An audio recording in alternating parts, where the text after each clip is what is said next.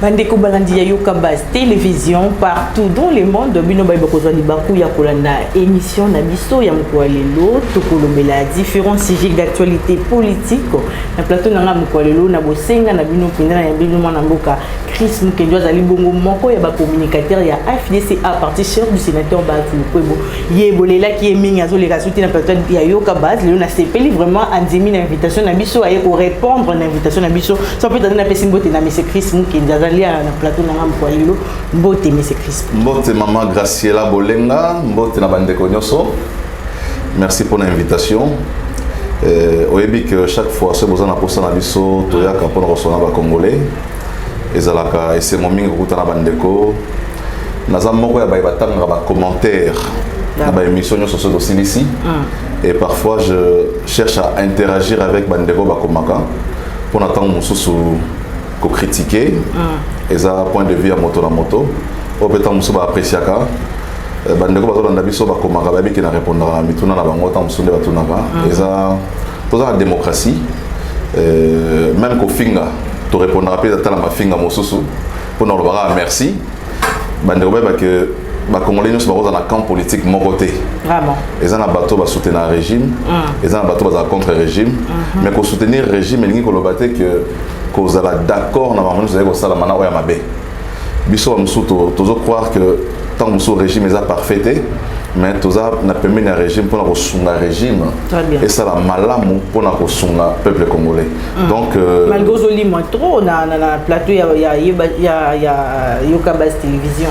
Non, mais oui, que la télévision, la chaîne de télévision est tellement belle dans le Congo que ceux qui nous répondent à l'invitation de Nicolognos, tant que santé, nous sommes entamés. Donc, il faut battre la paiement de auto. Mais on est tout le temps dans les médias et c'est un exercice pas facile. Il faut beaucoup de lecture, il faut que l'on voit ma belle. Donc, tout le temps la plateforme de télévision, il faut toujours rappeler moi tant mon sous-auto se ressourcer, autant dans mon moquet.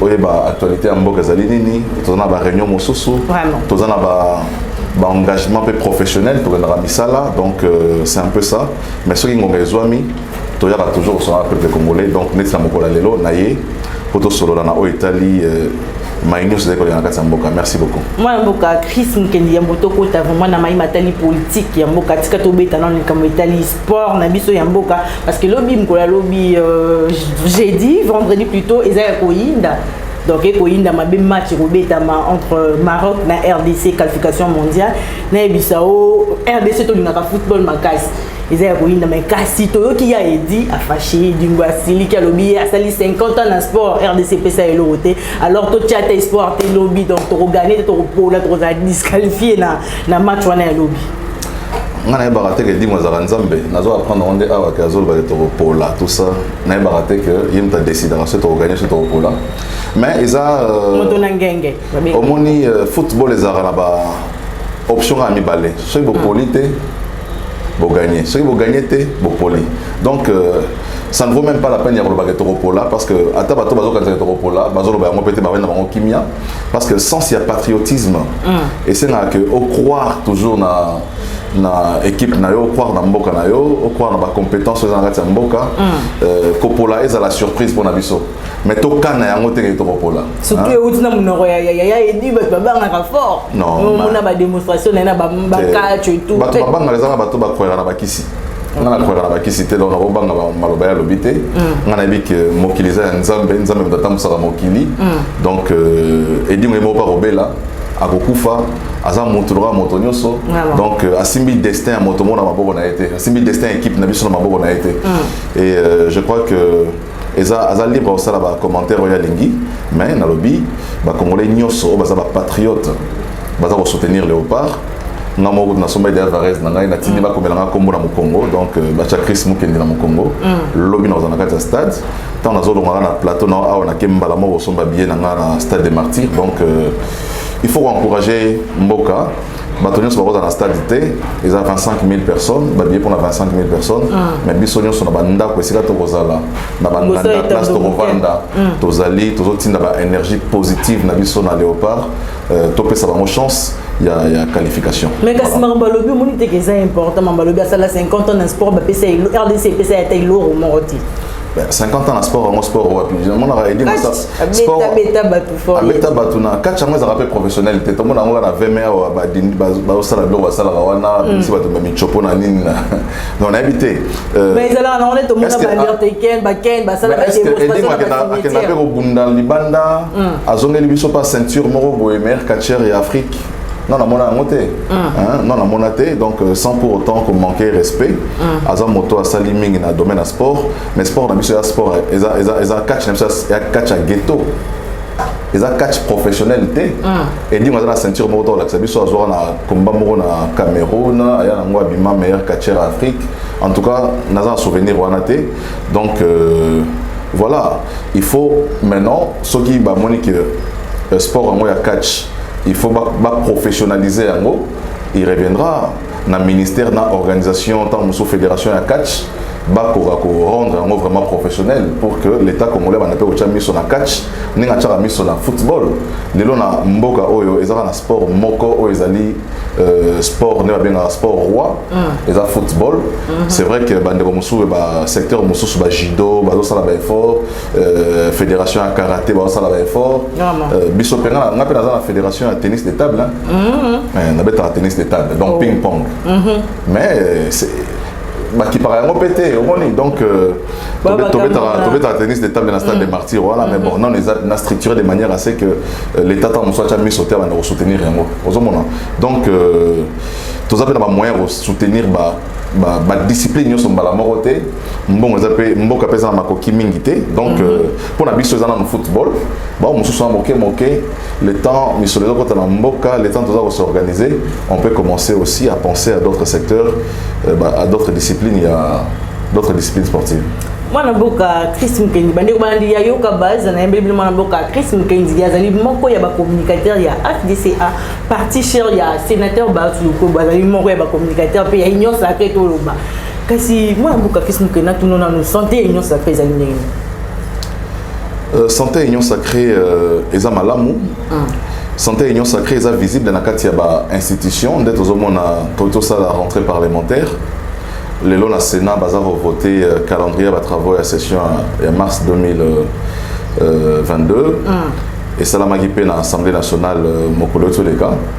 Bon je crois que pour Nabiso union sacrée incarnation à moi ils allaient beaucoup plus dans la institution que fait privé les bandes à institution. Donc je pense que tout se porte bien. Malgré tout koyoka bulu yeke ezali na kati malgré boya ki to lobela question même vu que batinda ki ngandi batuna ki ba question na bango ba bi ndeko ya biso mako ya ba communicateur ya union sacrée il y a FDCA précisément donc faut tout biso y question qu'est-ce qui se passe dans ma communicateur ya union sacrée to mona bitora lo il faut d'abord il faut d'abord dire ici que l'union sacrée a un mot comme structure politique légalement ça n'existe pas comme on dit biso toyokani to mais ça la organisation exact pour dire que il faut tout structurer communication chef de l'État au moins baninga belé ba na plateau télévision tant mon soso azo défendre chef de l'État mazana ba élémenté aïe tant sur la plateau na yo azo loba mais azo maîtriser pe ma muso azo loba te to bon OK pour na ko aider bande mon soso na qu'est-ce qu'il faut faire il faut to mais ko structurer communication union sacrée pour que ba communicateur ne soit dans le langage moko parce que mon sala sur les salami na kati ya mboka ceux qui ba sali 50 km à route et que yo ambi moto a 36 km à route aza na incohérence avec ma maison salama donc il faut organiser structure yango pour nous permettre à ce que les communicateurs soit union sacrée basent les mêmes éléments de langage na o etalineti gratuité enseignement depuis que bandi ceux qui va scolariser 4 millions d'élèves il faut que communicateur union soit un plateau non un élément on est 4 millions d'élèves autrement na micro tous les gars un des communicateurs union sacrée va tourner question moko va tourner banda qui serait dans le pouvoir assez déjà combien de kilomètres là réponse des agini na éviter tu vois c'est ils a faiblesse moko ya communication ils a repéré cette image ya mabe ya communication donc il faut tout s'organiser pour la longola babiloko ya boy malheureusement tant on s'organiser bato mosu ba moni na kati ya organisation na une opportunité à rejoindre misolo tant mosusu bandeko mosusu eza pona kochola te kofinga te tant mosusu moins $20 $30 comme on a moi passi alors eloko yo et pour permettre nga sikoyo nazo moi $20 na futa taxi nazo moi $50 na futa moi studio ozomona mabe ya ngwana alors que démarche obso to celle là qui structure ezaki démarche wana te donc dès lors que moto akoti les gens na ba intention wana ezako bebisa nature ya organisation yango monaki bambilinga babitumba donc terrible donc le basé on azali pe moko ya bino ya FDC basé un pembe o ba longoli en fait ba suspendre et tout donc au moins les baguerre à positionnement même bato moso alinga so bosali lingomba yazalaka liboso so ata liboso te lingomba ezalate au moins bato moso baza bongo eza baguerre à positionnement baguerre à leadership mais pour na biso o wana yango toza kotala te so tali trobi faut eloko liboso esangisi biso ezali efficacité ya communication chef de l'état donc nga na kati ya lingomba wana naza na kaka moto na kati ya bato o baza ko communiquer exactement to que nous ça parce que coordonnateur ozalaka moko ba coordonnateur adjoint netolobaki sur baza 4 ba ozalaka 4 to comme à 15 coordonnateurs t 20 t pour ba sepelisa moto nyoso malheureusement na Congo de tozali tondi malaka ba leadership ya baninga te na kati ya mboka na biso au moins en même temps on a ba organisation o esala mara politique même les ba leader na biso so etali neti na lamuka ntango basali organisation baboyi moto moko akonza bango babi te tosala présidence rotative parce que dans le Congo, on dit mal raté. Au moins, on a pas reçu ça même dans la dynamique de l'opposition. Ils disent bon, yo doit rediriger pendant 3 mois. Ceux qui 3 mois ici, mon sous azui, 3 mois ici, mon sous azui. Parce que dans la nature, on a biso. On dit mal raté, on dit raté. Donc il y a moi ça va guerre à positionnement et ça va bitumbanyo sur là. Mon condition sacré. Mais mon condition sacré est ali président de la République. Donc on dit ma repartager bilan na yé longo na 2023. Mais tout ça na kati ya union sacrée. Moto ça va repartager bilan ya union sacrée mais il faut à l'au union sacrée. Les malhonnêteté politique. Biso na AFDC ya bati lu ko botoza na kati ya union sacrée. To ko partager bilan sur mon condition mboka. Réussite nae ezali réussite na biso nyonso échec nae ezali échec na biso nyonso donc soki yo oza d'accord te o partager bilan mokonza mboka mais longwa sikoyo pour la nini ko vanda ozui ba ministère soki 4 vandi lobi non nga na partager bilan te mais lelo maman au moins autrement dernièrement a tozaki na grève moko ya monene na kati OGFREM vraiment OGFREM o wana ezo kambama na nani na ministre oh il y a parti politique oh ba partager bilan té mais bango nde sikoyo bilan tali bango mais bango de ba créer grève bazo gérer bien té na secteur ba pesi bango bazo gérer bien té mais balobi grève balobi bango ba partager bilan té soko tali mamozo le kana ministère et enseignement là ça va professeur et université ba étudiant classe dans les ongité ministre azakuna ministre les sous bango ba professeur va relancer grève donc ministre na bango ko sala mosala kuna té mais bango ba partager bilan mais qu'est-ce qui se passe finalement c'est ça la malhonnêteté donc ça veut dire que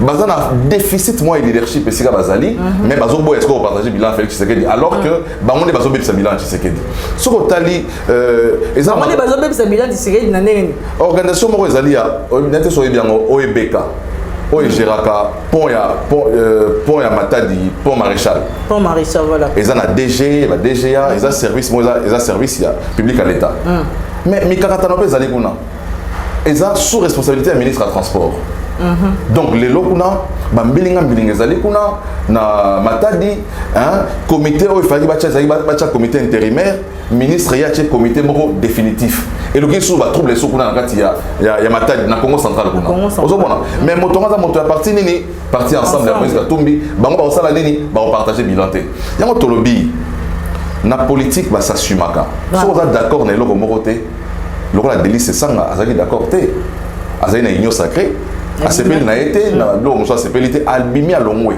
donc il faut ceux qui sont d'accord na bande côté kozwa courage na yo kozala na kati te bana kobundisa bato na ndenge ya kati ocha mobulu na kati otumba ndako na kati simolo bana partager bilan te il faut kozwa courage na yo kobima na kati ya union sacrée kosala opposition na RDC et ça droit reconnu dans la constitution na biso.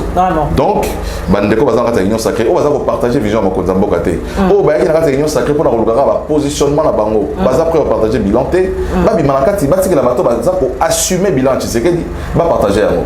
Donc biso tolobi toza na kata union sacrée c'est vrai marambo muso zo sala mais pas si ba difficultés ali belé tozo bundala mokonzi pour que améliorer conditions sociales à mboka, améliorer conditions ya ba professeur à université, bitumezali makasi na secteur ya économie, bitumezali makasi na secteur ya transport, bitumezali makasi na secteur ya social, kolia zali pasi mboka za na pasi, mais toza ko s'assumer.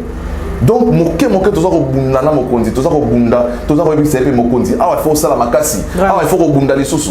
Mais ceux qui ont moni ko zali d'accord té toron di baté ko vanda ozo ba dividende nyo so union sacrée mais au bout sa union sacrée. Donc bandeko wana bazo ba responsabilité na vraiment politique, ba tra jouer à un double jeu, ozo souffler les chauds et les froids malamo na kata union sacrée. Moi, Chris Mukeni, bon, Tolobela, bon, Italie, Expo Dubaï plutôt 2020, au chef de l'État où tu peux participer. Donc, tu éviter, est-ce que ils avaient été utiles, bénéfiques, na PP congolais, chef de l'État qui est découvert pendant qu'il y a des convalescents, tu éviterais à outils soins médicaux na Belgique, parce que tu as des informations qui les quitté la Guinée, au opéré à cœur ouvert, hernie discale, au Boena, donc comment on a beaucoup Koufi. Et bien, tu as que au leader de la politique, papa, assistant qui est en réunion, il y a un juge, il y a un cour constitutionnel pour un intérim, na poste de chef de l'État et tout. Yo mona ke on c'est vraiment bénéfique na peuple congolais. Au moni makamonyo so mokonda mboka do sala pour l'intérêt du peuple congolais. Félix en étant convalescent. Mais justement, ça veut dire que Aza prêt même au sacrifice suprême pour l'intérêt à Mboka. Il veut pas se reposer.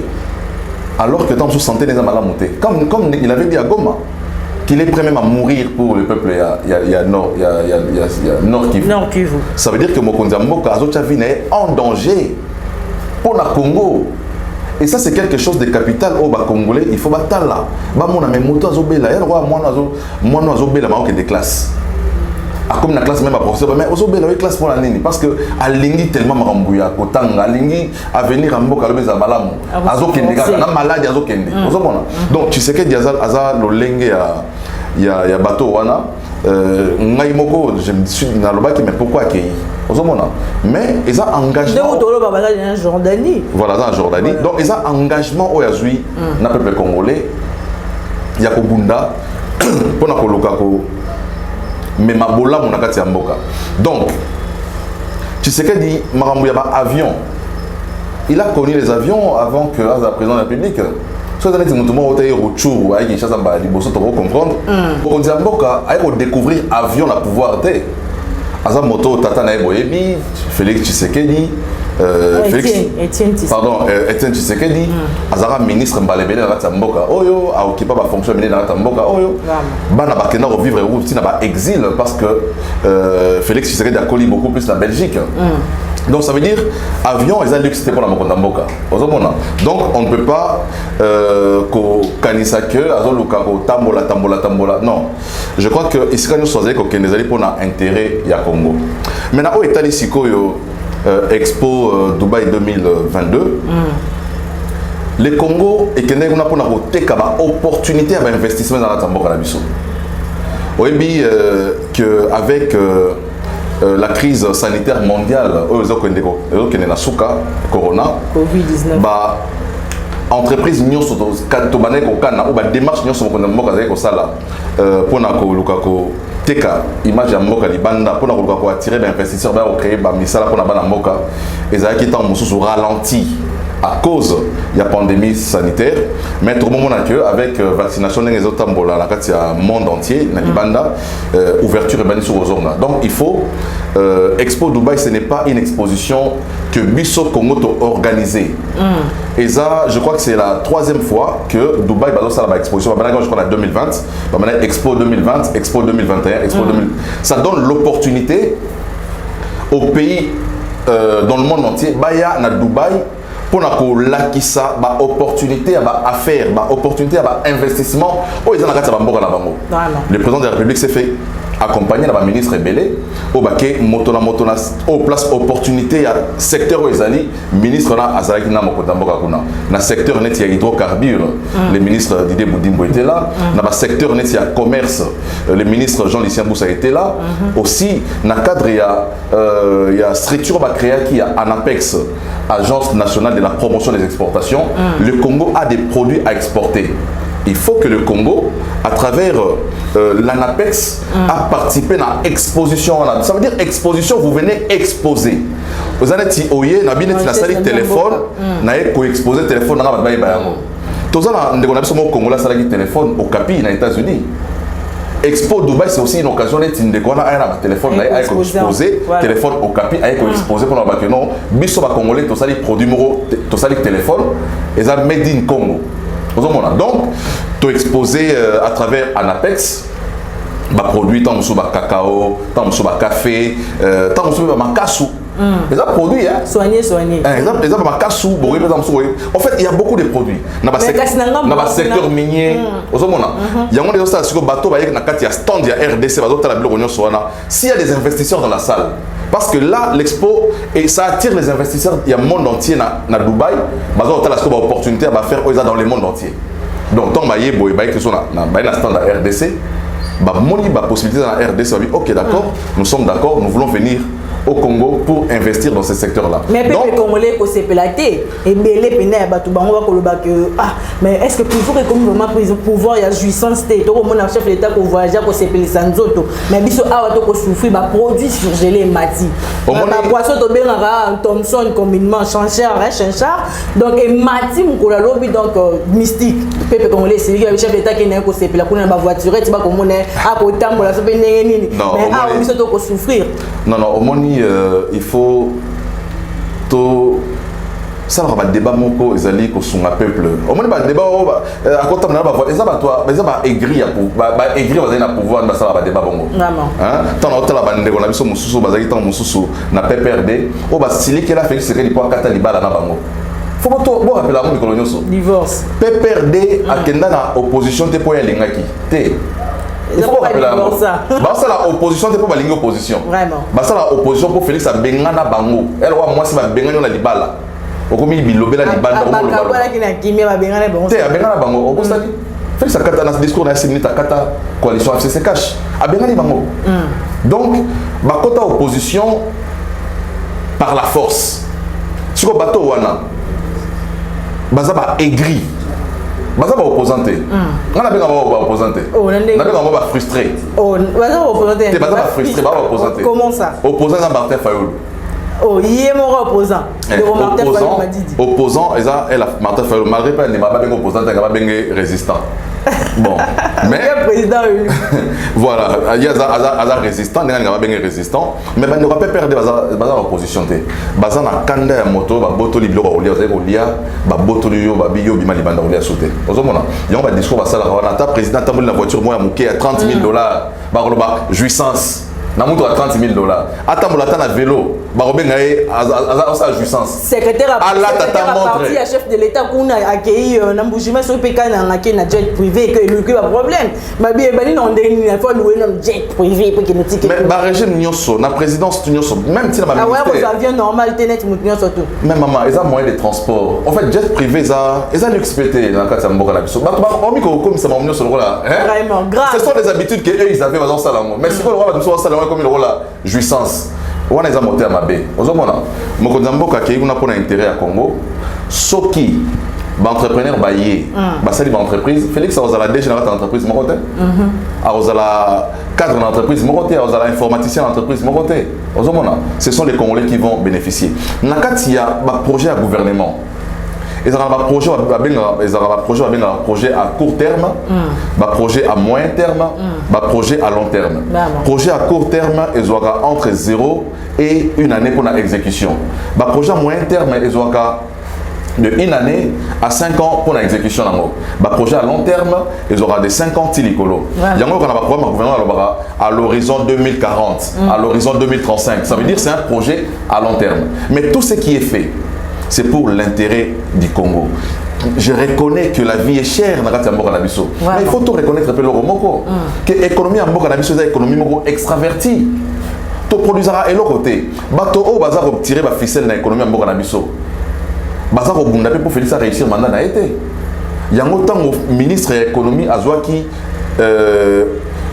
décision ya ko bunda pour réduire sensiblement après ba surgeler ba opérateur économique notamment la FEC ba bundisa décision wana gouvernement peut ça ba allègement fiscal et peut ça ba allègement ba exonération pour ba réduire ba après biloko même ba boya yango na cadre de la politique montant baboya etika la peka bon non baboya etika libongoté maintenant le gouvernement a pris l'initiative il y a aussi la politique conjoncturelle il y a ko importer pour travailler dans ba petit bateau ba petit commerce pour la ko abonder marché na biso. Est-ce ni ça la bloquer matablement en boka. Donc j'ai dit aux ça la bloquer mata ezali comme j'ai dit derrière notre économie d'abord extravertie, il faut d'abord produire.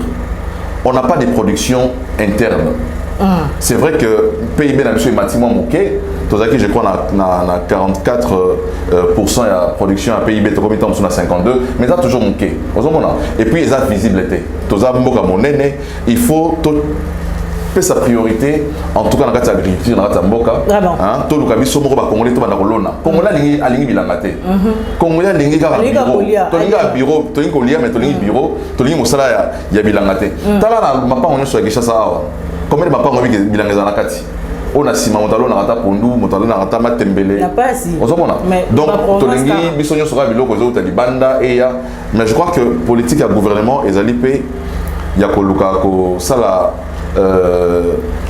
industrie moko ya monene aux alliés agricoles notamment on a relancé Bukangalonzo une partie de Bukangalonzo a été relancée les projets d'Aipen Soso et Rolia tout ça Soso et Bisomoko ils ont relancé les projets avec Kanyamaka CC est relancé mais les pays il est grand il faut multiplier ce genre de programmes hein, pour leur permettre que les Congolais se soient alliés à Zanelo Roliate tout Manabiso monene comme français adage et Lobaka ventre affamé la pointe d'oreille et nous comprenons les peuples congolais Oyo a croire en un changement avec l'avènement de Tshisekedi ou a exiger Félix Tshisekedi ba réponse est belle na ba posa na bango même na délai à moquer à mandat naé nous comprenons parce que la misère a trop duré mais aussi il faut tout travailler et je crois que les chefs de l'État c'est vrai nonobstant les faits que tu as une crise sanitaire dans le monde entier qui a fait bloquer le secteur de la vie nationale, aujourd'hui, activités à relancer avec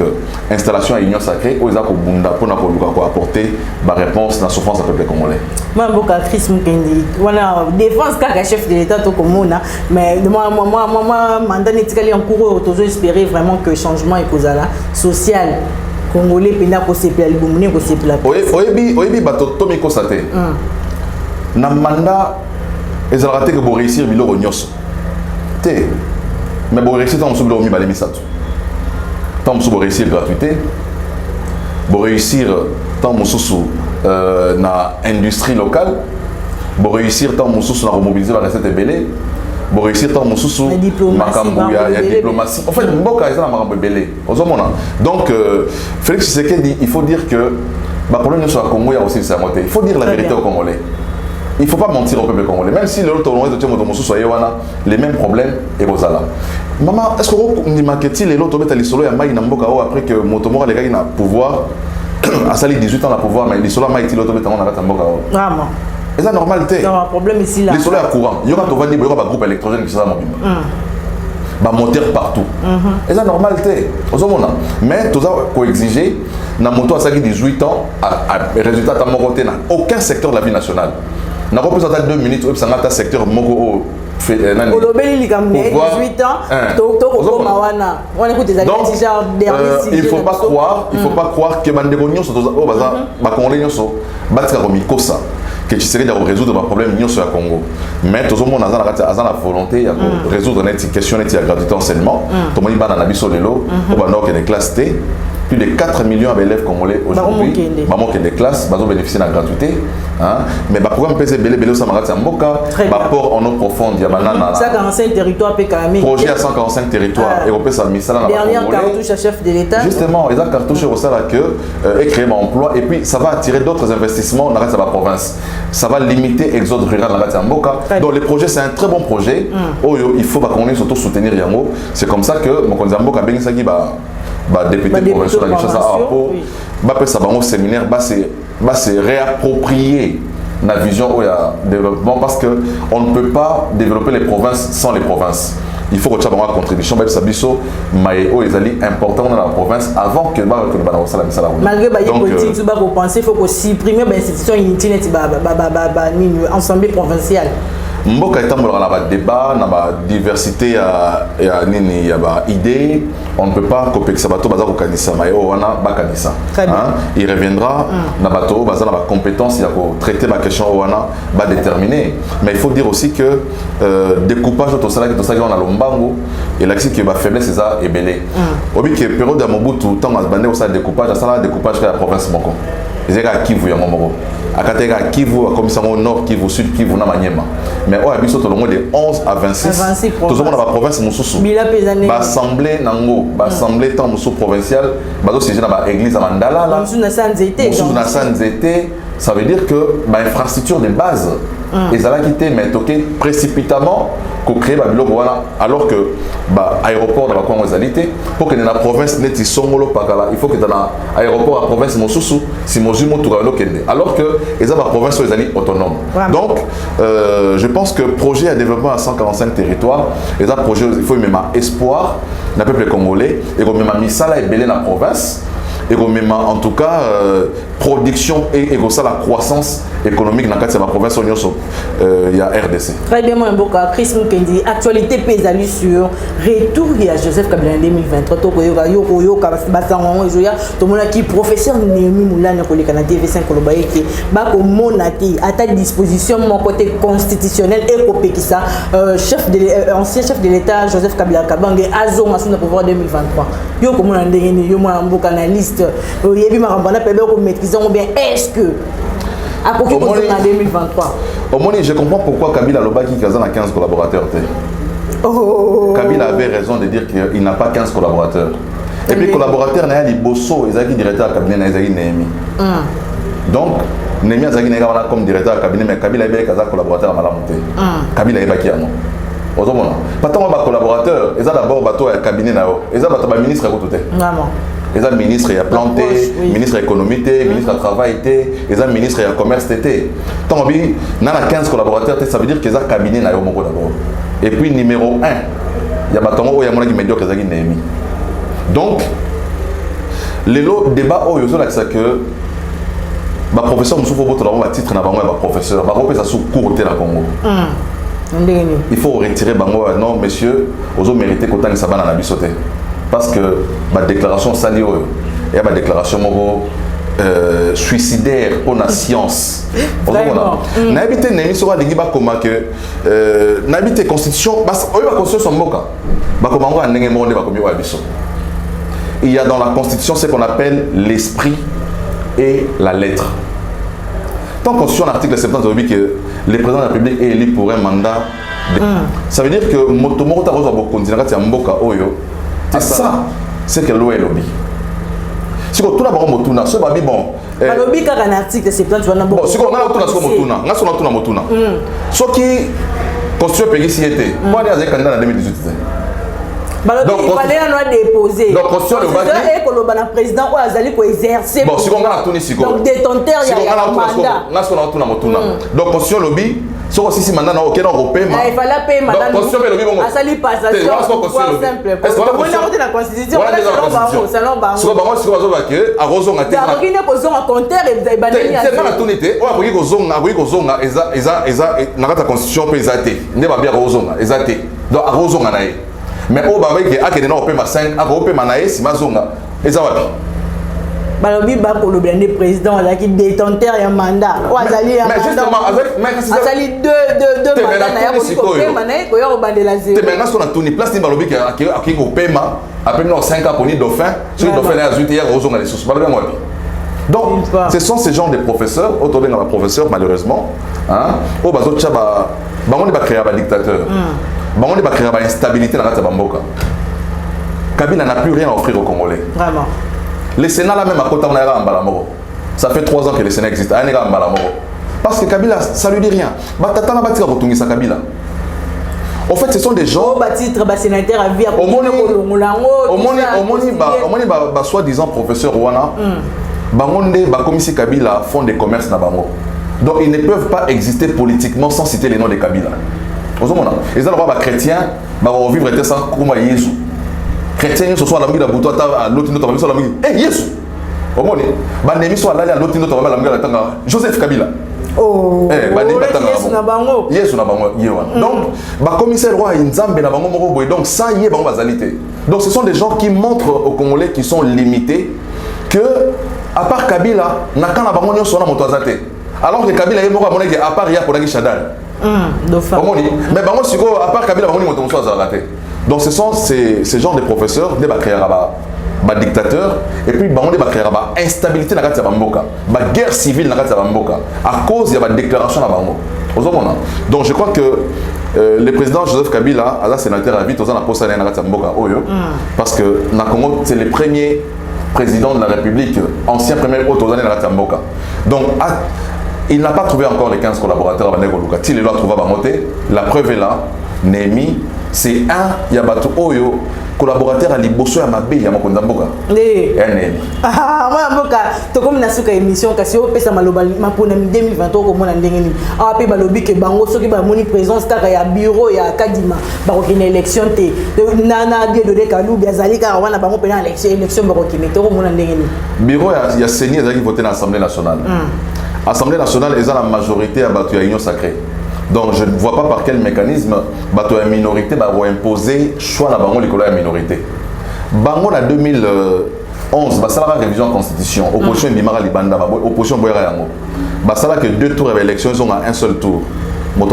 Parce que c'était la loi de la majorité. Donc, base à la sportif politiquement, et je pense que ça n'a pas de déclaration inutile, ça n'apporte rien. C'est l'Assemblée nationale qui entérine les bureaux à CENI, l'Assemblée nationale de Mossala Lango, ce bazar d'accord va supporter. En 2006, tu as une élection en Mboga sans IDPS. Tu as capable d'organiser une élection en 2023 sans PPRD, l'élection de Salama. Parce que l'élection de Salama rapporte à Bamoté. L'élection de Salama rapporte à Peuple. Très bien, merci beaucoup. Moi, je Chris Mukendi, tu as suka émission de Samukalelo, kasi tu es lié aux caméras et à Glody H4 pour le mot de la fin. Mot de la fin, je veux remercier Yo pour l'invitation. Peuple congolais, tout le monde a distraction. Mboka Nabiso est un tournant décisif. Ba discours est comme belé bozoka bato bazol ba Kabila fazonga mais bino boyebi ndenge ya atiki mboka on a souffrance Kabila wazalaki président militaire a silisi la guerre jamais na est de la République Kabila a sali 18 ans accueilli mai na mboka o ezaka raté courant na kati mboka ezali raté talande toza kotoka on a plateau climatiseur ezali mais courant malamu ezali te donc toza kotoka na plateau pour courant ezala na mboka o te pour na Kabila donc congolais yemo azali meilleur juge hein mais pour la bande ko bazo banza que Kabila kozonga ba kenera otika candidature na CENI bon. Nous avons une cour constitutionnelle, le roi va comprendre le français malamonté. Nous avons une cour constitutionnelle qui va limboler la banque français au Némia comprendre que Kabila Rozonga sauté dans l'ingala dans la constitution. Le roi tout ça dans ma perspective pour la révision de la constitution tant que nous avons tu retiens la banque phrase dans l'ingala que ce qui est président ça dit disant longue à Rozonga les sous-sauter. Toi tu as l'ingala pour Némia comprendre. Va comprendre bien. Attends que soyez les lois à ta manière comprendre bien. Merci beaucoup moi namboka Chris Mukendi pour la disponibilité na yo ezaki mais c'est Chris Mukendi bosenga ki mingi ali moko ya ba communicateur ya papa ba tuluke boya FDCA. Alors merci na ndenge bozaki ebele pour na kolanda biso, merci na équipe technique mobimba yo Kabas télévision na moni Roméo na montage na moni na ma caméra Glody H4 le grand cordon to moni pe également Mardoché na assistance et puis déjà na biso Abécho le trésor Lungu. Merci na bino bandi ko bandi ya yo Kabas de partout na présentation de quoi lui ezaki Kasela Bulinga. Donc, très prochaine.